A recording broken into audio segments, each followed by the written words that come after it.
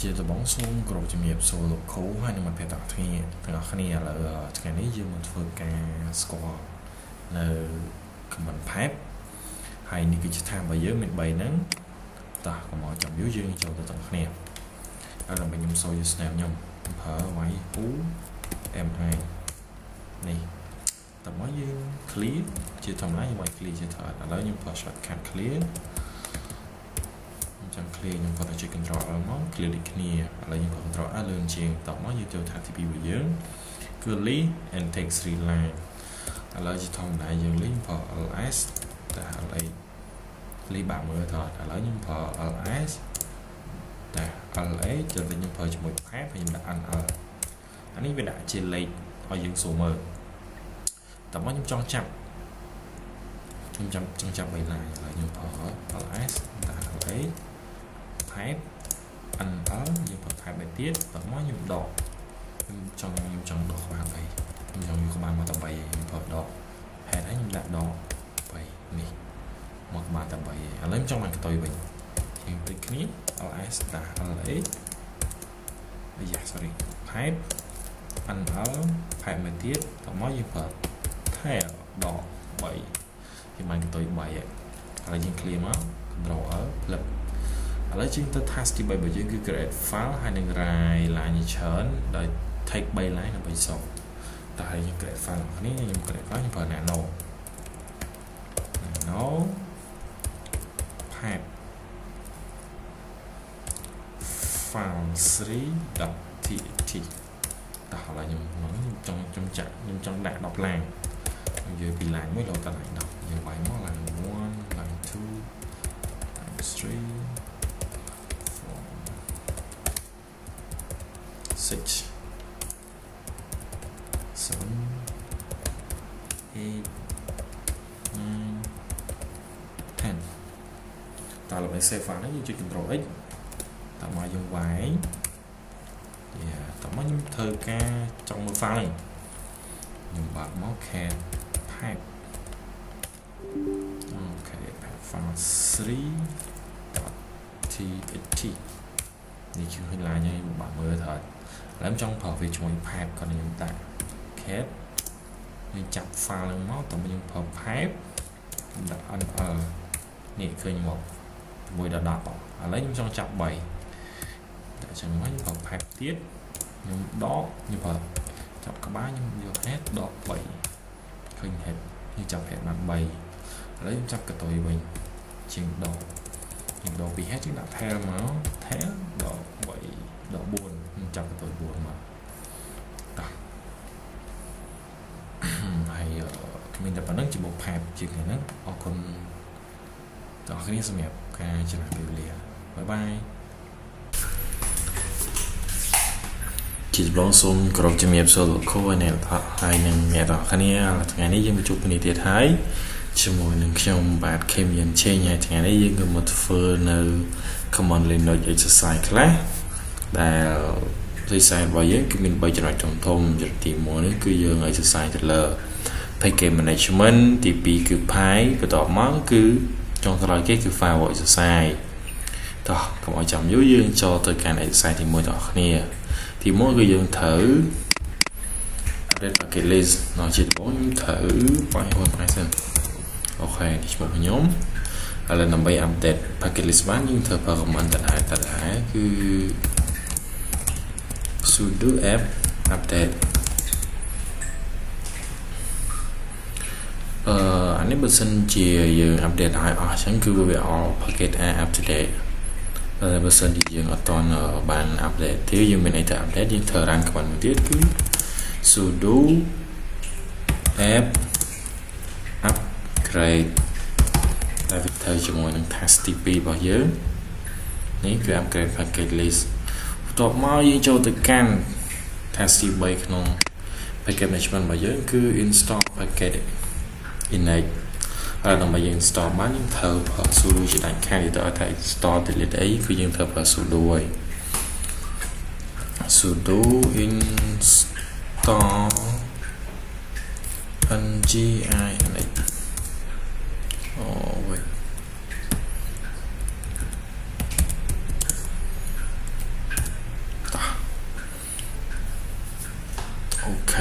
យើងធ្វើការ install ហើយបន្ទាប់មកយើងត្រូវ check មើលថាserver image របស់យើងគឺវាដើរឬក៏អត់ហើយដើម្បីយើង check setting បានយើងធ្វើឲ្យ comment system control status ng អូខេនេះយើងឃើញនេះ server របស់យើងគឺ active running អានេះគឺពេលដែលវាបាន run មករយៈពេលវាគឺបាន1នាទីហើយឥឡូវតមកយើងចូលទៅ task 5 task 5មកយើងគឺការ remove packet image វិញឥឡូវដើម្បីយើងបញ្ឈប់អានេះបានយើងចុច Ctrl C អូខេតមកយើង clear មួយសិន clear ដើម្បី clear បាន file shortcut Ctrl R បន្ទាប់មកយើងធ្វើ remove នៅ packet image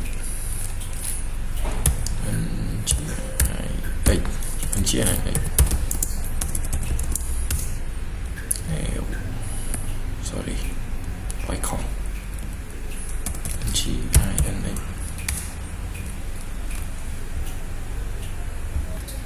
យើងផ្លេច file remove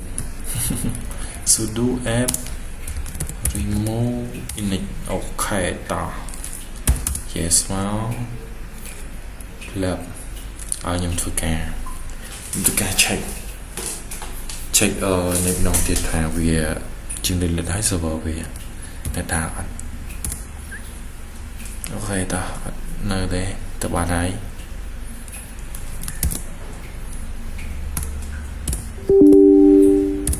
តោះមកយើង click ចូលទៅកាន់comment មួយទៀតpart ជឿថាចុះ part ទី2គឺ file ហើយនឹង relation ឯកសារហើយតមកយើងកុំនៅបងយើងចូលទៅ task ទី6តគ្នាថាទី6នេះគឺយើងឲ្យគេឲ្យយើង display នៅ list ហើយនៅក្នុង file របស់យើងហ្នឹង current directory ដើម្បី check current directory យើងចុច pwd នៃ current directory របស់ខ្ញុំនៅជេននេះឥឡូវខ្ញុំធ្វើការ list វាទៅមានខ្លះ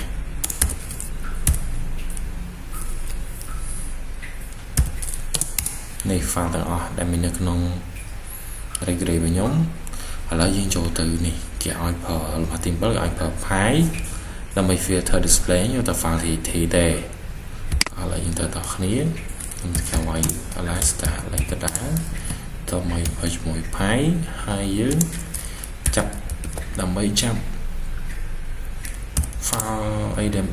បានគឺយើងធម្មតាប្រើ grab ហើយឥឡូវខ្ញុំថា grab file ដែលមាន .txt តបន្ទាប់ពីលំហាត់ទី7ហើយយើងចូលទៅកាន់ទី8លំហាត់ទី8នេះគឺយើងត្រូវប្រើ file ដើម្បី search រកនៅប្រសេស SX ឬក៏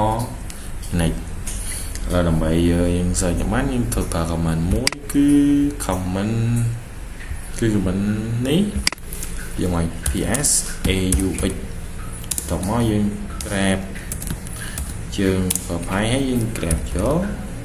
របស់យើងចង់បានហ្នឹងគឺ SSH តោះនេះឃើញហើយ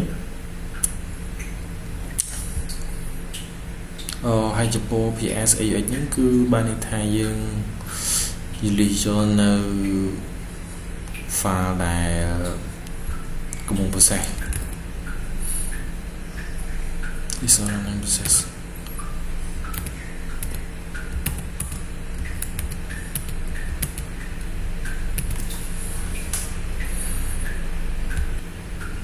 គឺ list or running process PS AUX ហ្នឹងគឺ command ហ្នឹងគឺប្រើសម្រាប់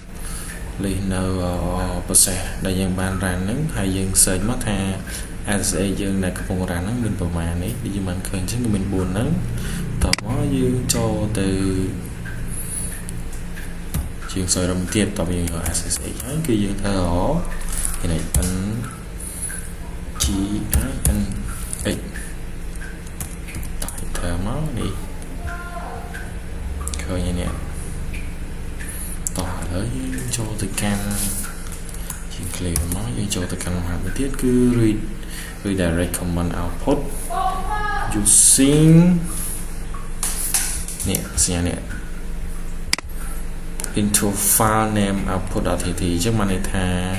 យើង redirect command output ដោយប្រើសញ្ញាធំជាងនេះឲ្យវាចូលទៅក្នុង file មួយដែលមានឈ្មោះថា output.tt ហើយសញ្ញាធំជាងហ្នឹងនៅក្នុងនេះគឺគេហៅថា redirection operator ក្នុង redirection គេទៅប្រើសញ្ញាហ្នឹងតោះឥឡូវដើម្បីកុំឲ្យចាំយើងចូលទៅទាំងអស់គ្នាខ្ញុំជួយកុំឲ្យ ls ហើយតោះមកយើងធ្វើប្រើសញ្ញា reduction ហ្នឹងមកយើងដាក់ចូលទៅក្នុង output .txt តោះវាចូលអីឥឡូវដើម្បីយើងឃើញបានថាវាចូលមិនអត់យើងទៅឆែកមើល file output.txt ហ្នឹងយើងធ្វើការ cat យកឆ្មាច់ចាំវាមកហើយយើង enter មកនេះគឺ file របស់យើងទាំងអស់ហ្នឹងគឺវាចូលទៅក្នុង file ឈ្មោះ output.txt ហ្នឹងឥឡូវយើងខ្ញុំសាកលេខមើលថា file ខ្ញុំនៅអត់នេះនៅដដែលអត់មានដដែលទេតោះឥឡូវយើងចូលទៅកាន់exercise ទី3របស់យើង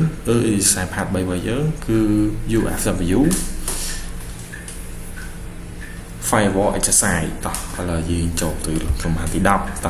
មកញ៉ាំទៅយើង clear វាចោលមួយយើងចូលមកទី10គឺ check firewall status ឥឡូវដើម្បី check firewall status បានគឺយើងត្រូវប្រើនៅ command មួយគឺ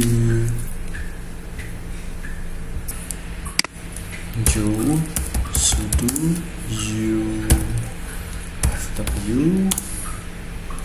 ហ្នឹងគឺ full form របស់វាគឺ uncomplicated firewall ហើយតមកយើង y sudo UFW តមកយើងធ្វើការ check ទៅលើ status ថាមកនេះជាធម្មតាបើយើងអត់ទាន់បានធ្វើ enum check enable firewall ឬក៏ log port ទេគឺយើងអត់ឃើញចឹងទេធម្មតាយើងឃើញ inactive ហើយមាន show ចឹងទេឥឡូវយើងធ្វើឲ្យចឹងវា show ចឹងហើយដើម្បី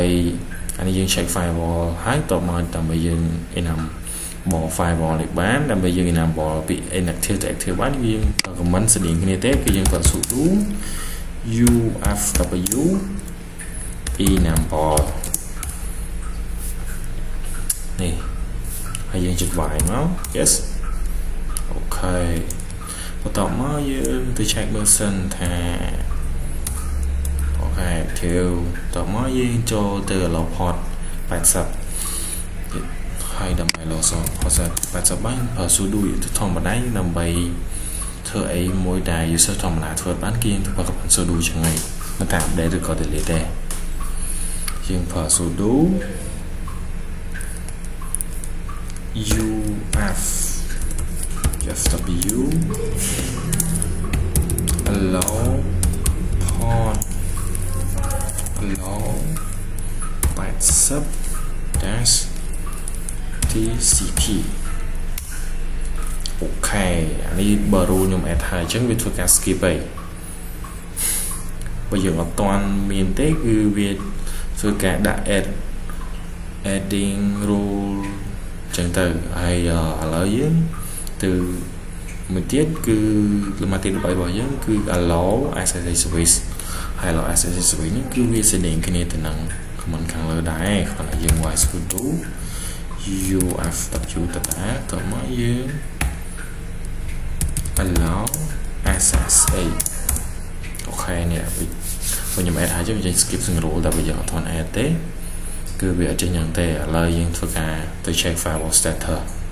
ជាលំហាត់ទី14ដើម្បីវា verify ថា rule យើងហ្នឹង add ទៅបានឬក៏អត់ឥឡូវយើងវាយមក sudo UFW status enter មកនេះឃើញហើយជាយ៉ាងក្រោយសូមជំរាបលាលោកគ្រូអ្នកទាំងគ្នាអរគុណសម្រាប់ការចំណាយពេលវេលាជាតបសូមគោរពជំរាបសួរគ្រូខ្ញុំបាទឈ្មោះខឹមយានចេញមកពីក្រុមជំនាញ35ហើយថ្ងៃនេះខ្ញុំក៏បានបង្ហាញពី easy tool để giúp cho các remote digital chìm vào nơi AWS và thực can git bash ala jido atau kan iOS ya pertama aja server di situ yang cho tekan dashboard tapi yang kau tekan dashboard yang choទៅ line stand line without true តមកកន្លែងខ្ញុំដាក់ឈ្មោះរបស់ខ្ញុំគឺ chin ec 2 dot ហើយបន្តមកយើងយកយមទូខាងក្រោមនេះគឺខ្ញុំជ្រើសរើសយកនៅTC3 micro បន្តមកកន្លែងនេះគឺ grade 3 keep យកខ្លួនឯង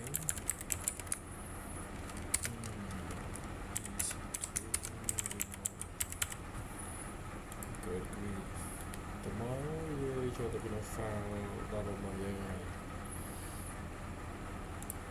បន្តមកយើងចូលទៅ line instant ចាំតិចទៀតយើង slow ដែរបន្ទាប់ពីចូល line instant ហើយយើងចុចទៅកាន់ instant នេះយើងត្រូវចាំ set toolbar check សិននឹងយើងយូរតិចដែរបន្ទាប់ពី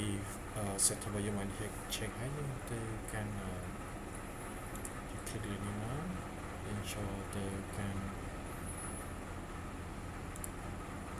connect as a client តោះយើង copy នៅ chain mod នេះយើងដាក់ទៅក្នុង git bash របស់យើងយើងថាមកបន្ទាប់មកយើង copy as a នេះ យើង enter ទៅមកតោះមកយើង type yes អូខេតោះយើងធ្វើការ update វាហើយខ្ញុំ sudo app update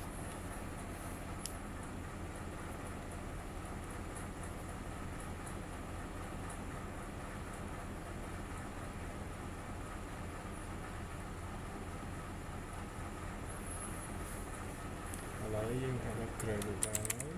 sudo app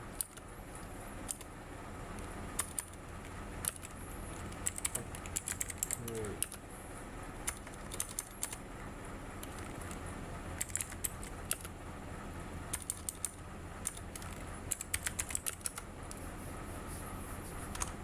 yes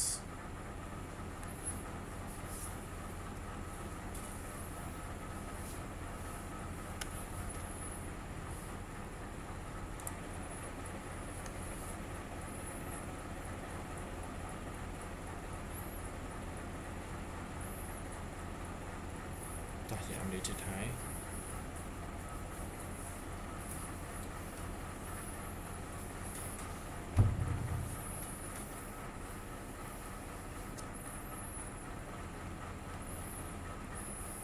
តោះបន្ទាប់ពីយើងបាន update ហើយយើងទៅ clear វាសិនតោះ clear តោះមកយើងមាន task តាមដំបូងនេះយើងត្រូវធ្វើហើយចាំមើល task ជាមួយយើងគឺ tree របស់ចិត្តបងចិត្តបងយើងមុនទៅ task យើងត្រូវ tab ក្នុងគឺ show ថាខ្លួនឯងជុំបន្ទូនៅ press directory របស់យើងគឺនៅក្នុង home យើងបន្ទូបន្ទាប់មកយើងធ្វើការ check ទៅលើ hostname នេះគឺដាក់មកអូខេបន្ទាប់មកយើងធ្វើការ tab នៅ command tree តោះជាមួយនឹង tree ក៏អត់មានទេចឹងយើងត្រូវ install ហើយ sudo install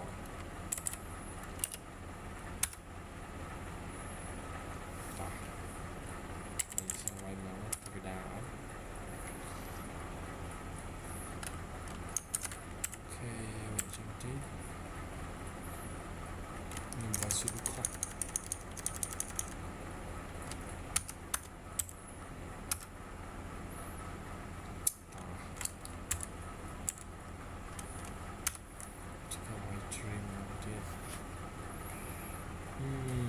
giờ mình pha đấy ông ấy sẽ một hàng giờ lấy bốn thời bậc cát này directory vison social môi đo sòng đất là những chơi thực tế những cái copy paste vào đấy đi thực tế các bạn ấy là những click tổ nó như từ create file thì mỗi nhà nó gpt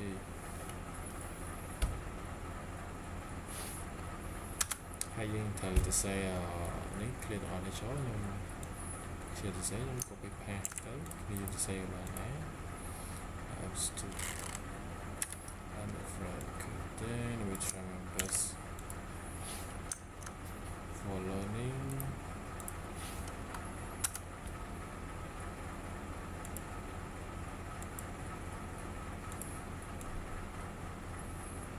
CTech Institute.com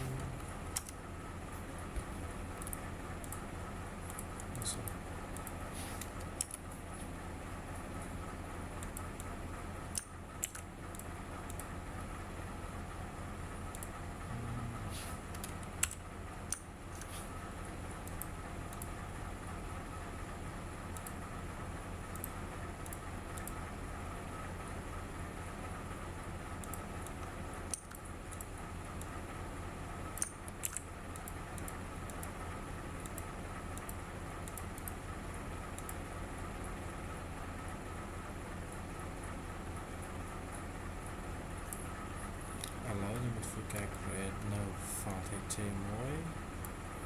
khi kiểu sẽ chúng ta phải path nó hay dùng thì ta sẽ clear the static setup welcome nên chúng ta sẽ gọi là sao tại we can pay you chúng ta copy path rồi có hỏi as you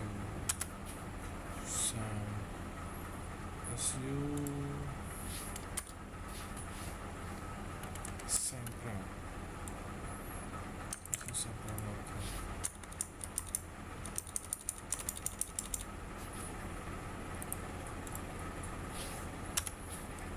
I'm a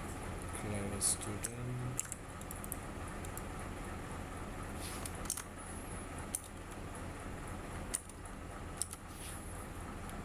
cho việc trong khối Cabitry Press for learning và nói dân từ các control x dân dột quá về tội mặt enter lấy cho từ càng ngày tìm buồn và dân cư dân từ càng panel cp text.tt để trên số mới là đặt số trên số đọc trên để ra tới nằm chờ để sáng nhưng chúng ta copy video đó bé chương trình thờ lỡ nhưng tập bây giờ thờ càng ngày tìm buồn hái dương cho từ càng ngày tìm làm mà dưỡng cứ đây dương thờ nơi của mình thêm đó cvf as you sang prang là các copy đây chương thờ ok hay giúp bố của mình tiếp hẹn những cứ chia của mình mới là dùng từ cả và cái này chia muối để mình chúng ta dùng sản phẩm là dùng đã phần đã sử dụng muối cho lấy từ cái tìm muối và giờ ní cứ của mình với ní mình sẽ gặp hai cho nó thơ hay của mình với ní cứ dùng phần sẽ extract lấy cho từ mình thì quấy là lịch tới dùng từ gặp hai switch internal hay của mình mới cứ thật lại đấy còn tiếp giờ là dùng password framework check inter ok hay dùng một compiler deploy cái bây giờ dùng compress lỡ như cho dùng hai hay dùng từ mình tiếp thì mình tìm bài ok thì gặp hai inter hay comment tìm mấy cứ hay comment នេះគឺយើងសម្រាប់ extract ហើយខាងនោះគឺយើងប្រើសម្រាប់ compress ឥឡូវយើងចូលទៅកាន់ command មួយទៀតគឺ command ទី8 command នេះគឺយើងប្រើសម្រាប់ zip ចាស់ sorry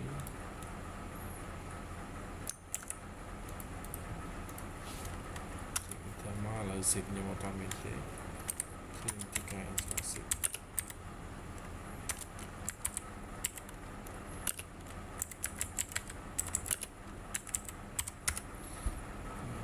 zip file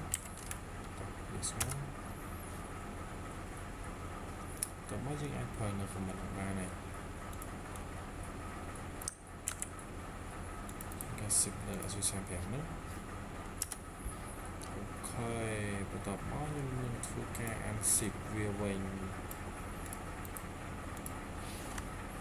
enter មកហើយយើងជាការវាយទៅលើ tree ដើម្បីមើលអូខេវិញ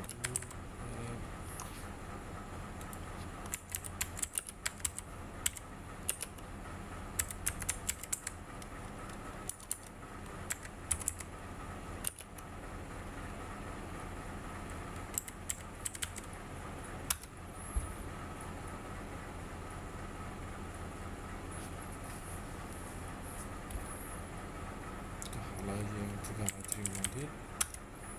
អូខេនេះឥឡូវ task របស់យើងគឺវាចប់ហើយឥឡូវយើងនឹងធ្វើការបិទនៅ switch ហើយយើងចូលទៅ instant យើងដាក់ telegram មក state យើងដាក់ថា stop អូខេអត់មានស្វែងរកទេហើយយើងមានតែប៉ុណ្ណឹងអរគុណជំរាបលាអរគុណអ្នកនរគ្នា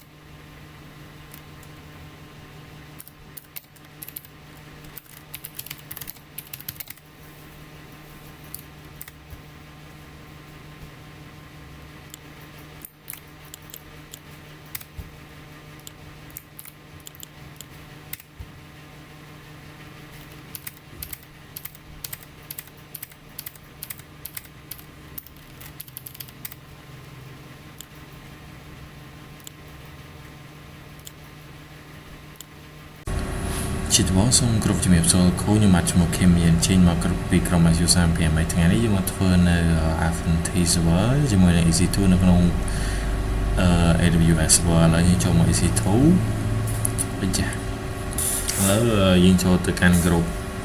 security យើង create ក្រុម security ថ្មីដែលខ្ញុំដាក់ថា on security ក្រុមដាក់ឈ្មោះខ្ញុំហើយយើងវាយចូលមក on security and 2 underscore group ហើយក្រោយ description នេះខ្ញុំដាក់ថា for learning ហើយ VPC នេះយើងយក default មកឥឡូវយើងចូលមកដាក់ rule យើងយកតាមនឹងសិនមកតោះមកយើង create អូខេបន្ទាប់មកយើងចូលទៅកាន់instant ដើម្បីយើង create នៅ serverកន្លែង create ឃើញចំណុច instant អូខេ no អូខេនេះឡើង instant តោះឥឡូវនេះខ្ញុំបង្កើតនៅ web server ឈ្មោះ web server របស់ខ្ញុំថា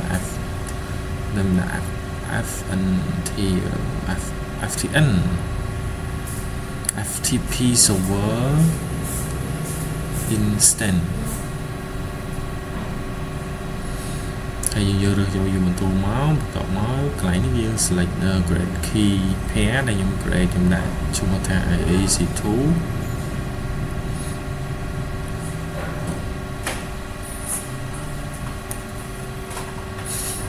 EC2 instant អូខេតោះមកយើងចុច create key ហើយឥឡូវយើងមកដាក់កន្លែង configure storage ខ្ញុំដាក់20 GB ហើយកន្លែងខ្ញុំ select នៅក្រុមដែលយើងបានបង្កើតមុនហ្នឹងយើង learn instant មកអូខេ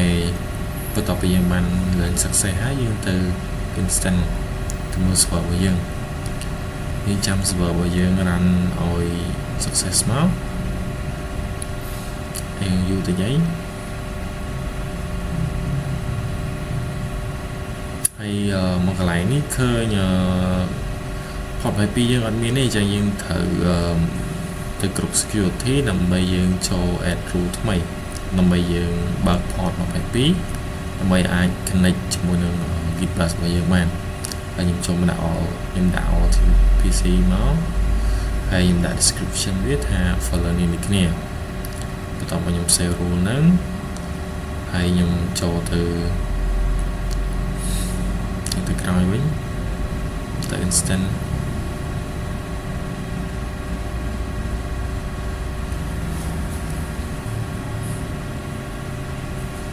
អូខេ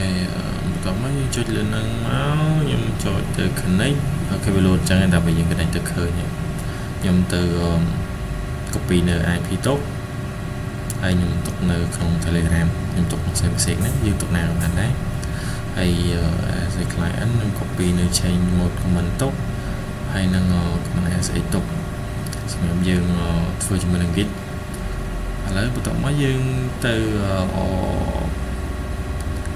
key ដែលយើងបាន download ហ្នឹងយើង download ហើយយើងយកមកដាក់ ផាកនៅកន្លែងដែលយើងចង់ទុកវាទៅខ្ញុំទុកនៅក្នុងនេះបន្ទាប់ពីខ្ញុំផាកហើយខ្ញុំបើក Git bus នៅក្នុងហ្នឹងហើយអត់ឡើងបើកឃើញចាតោះមកយើងក៏ជាងផាសនៅ key ដែលយើងបាន copy ទុកមុនហ្នឹងយើងផាសវាចូលមក command s គឺ command s បន្ទាប់មកយើង enter យើង say ថា yes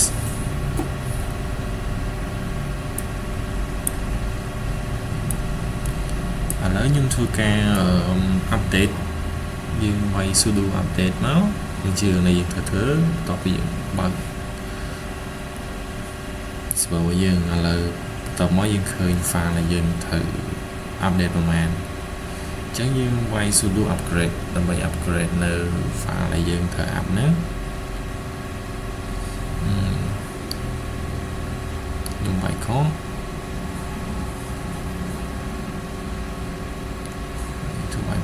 ទៀតអូខេ yes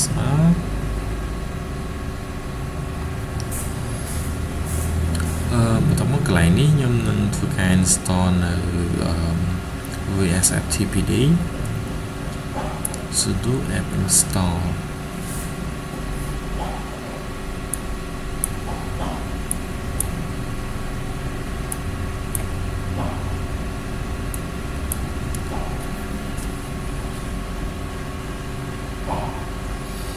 ok បន្ទាប់ពីយើង install ហើយយើងនឹងធ្វើការ cd ទៅ etc ដើម្បីធ្វើការតទៀតនៅ task ខាងស្ដាំវាទាំងអស់ហ្នឹងបន្ទាប់មកយើងចូលទៅ list មើលថា file របស់យើង download មកបានឬក៏អត់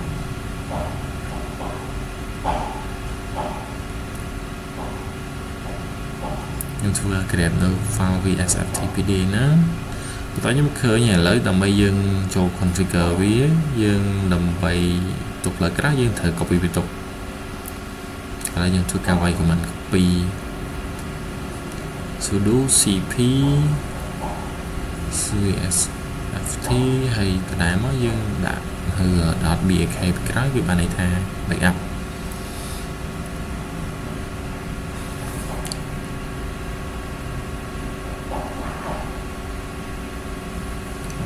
បន្ទាប់មកខ្ញុំធ្វើការ select មើលវាម្ដងទៀតថាខ្ញុំ copy បានអត់អូខេយើងឃើញហើយឥឡូវខ្ញុំ nano ចូលទៅក្នុងនឹងទៅក្នុង file ដើម្បីកែឥឡូវជាដំបូងយើងត្រូវទៅបើកនៅ local enable file ច្រើនតិចហើយចឹងបើតិច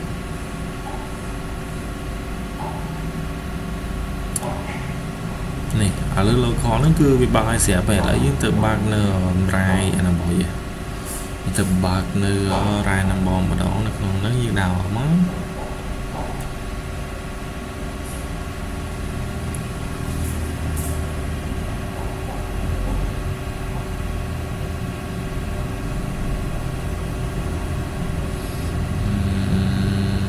ច្រើនតិចហើយខ្ញុំអាចអស់ហួស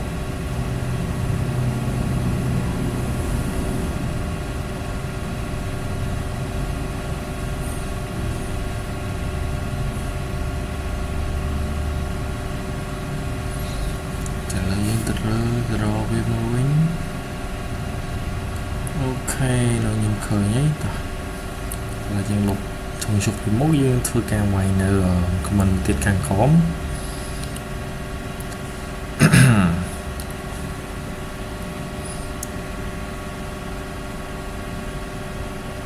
អូខេខ្ញុំធ្វើការដោតវាខាងក្រោមដើម្បីបញ្ជាក់ថា comment វាមានពីរអត់ហើយវាមានជាន់គ្នាចម្លែកក៏មិនមានតែមួយទេយើងចេះមើលអូខេកន្លែងនេះយើងបើកហើយនេះ ch root local user ឥឡូវតមកយើងទៅសេខាងក្រោមគឺ allow writable ch root yes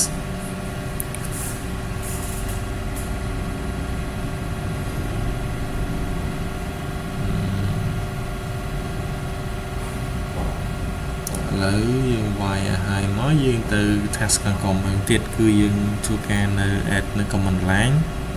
សម្រាប់ passive ftp ហើយយើងមាន3 command ហ្នឹងមានជា number yes យើងមានដាក់ min port របស់វាឥឡូវយើងធ្វើការវាយចូលមកបើយើងចង់ copy paste ក៏បានដែរតែខ្ញុំចង់វាយចូល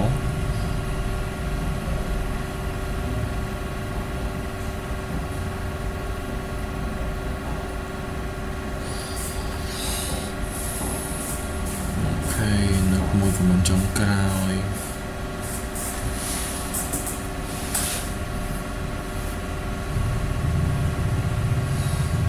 អូខេតោះឥឡូវបន្តមកយើងចុច wise and then យើង enter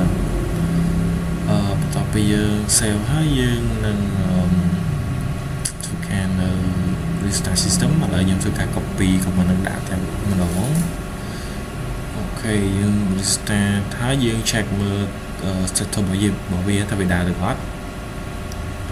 ខ្ញុំ copy comment នឹងដាក់ចូល comment check status ឥឡូវខ្ញុំឃើញនេះគឺវា active running ឥឡូវយើងចូលទៅ allow port 21ជាមួយនឹង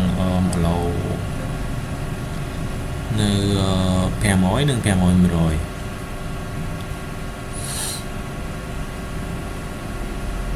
ញុំจะ pass វាចូល enter មក rule update ពីដាក់មកទៀត pass ចូលមក rule update អូខេបន្ទាប់ពីយើងធ្វើនៅក្នុង Git Bash ហ្នឹងហើយយើងនឹងធ្វើទៅក្នុង Fazilla ដើម្បី connect ទៅកាន់ FTP នៅក្នុង AWS របស់យើងខ្ញុំបើក Fazilla មកខ្ញុំនឹងធ្វើការបង្កើតនៅយើងចូល Site Manager បន្ទាប់មកខ្ញុំធ្វើការបង្កើតនៅ connection ថ្មីហើយយើងដាក់ឈ្មោះមកហើយខាងលើនោះមានហើយដោយសារតែខ្ញុំធ្លាប់បង្កើតវាឥឡូវខ្ញុំបង្កើតវាទៀតខ្ញុំដាក់លេខ2វាក្រោយមកច្រឡំឥឡូវខ្ញុំច្រឡំយើងអត់ធ្វើបង្កើត folder ឯកន្លែងនេះយើងធ្វើបង្កើតជា site new site ឥឡូវខ្ញុំ delete វាចោលខ្ញុំបង្កើតថ្មីមួយទៀតអូខេដែលខ្ញុំដាក់ឈ្មោះថា ftp server.ec2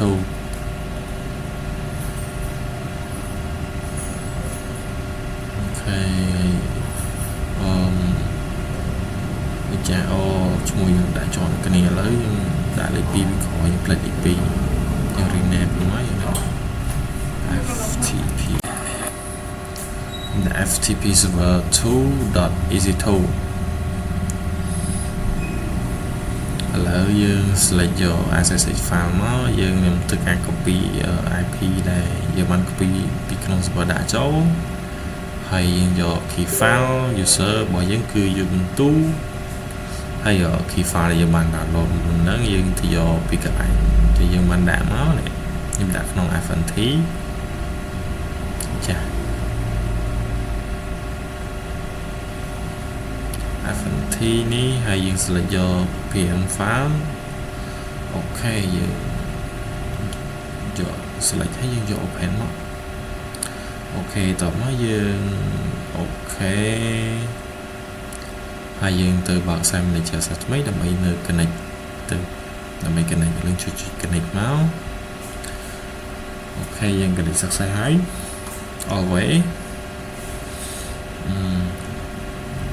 ហើយយើង connect មកហើយឥឡូវខ្ញុំធ្វើការបង្កើតនៅ folder នៅក្នុង Ubuntu នោះមួយទៀតអូខេយើង right click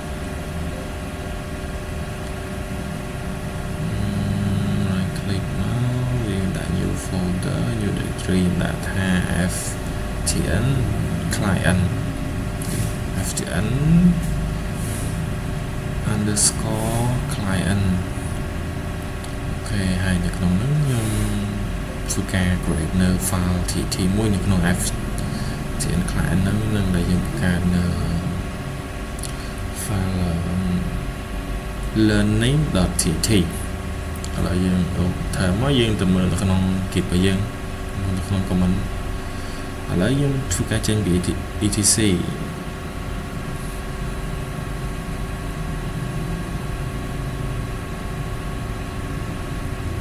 អូខេយ៉ាគៀងទៀតឥឡូវយើងធ្វើការចេញពី etc ហើយយើងធ្វើការ cd ទៅកាន់ ftn client នោះវិញម្ដងឥឡូវខ្ញុំវាយ enter មកខ្ញុំធ្វើការ search យក file ដែលខ្ញុំបានសរសេរមុនហ្នឹង cat.learning.tt អញ្ចឹងអត់ឃើញអត់លោតអី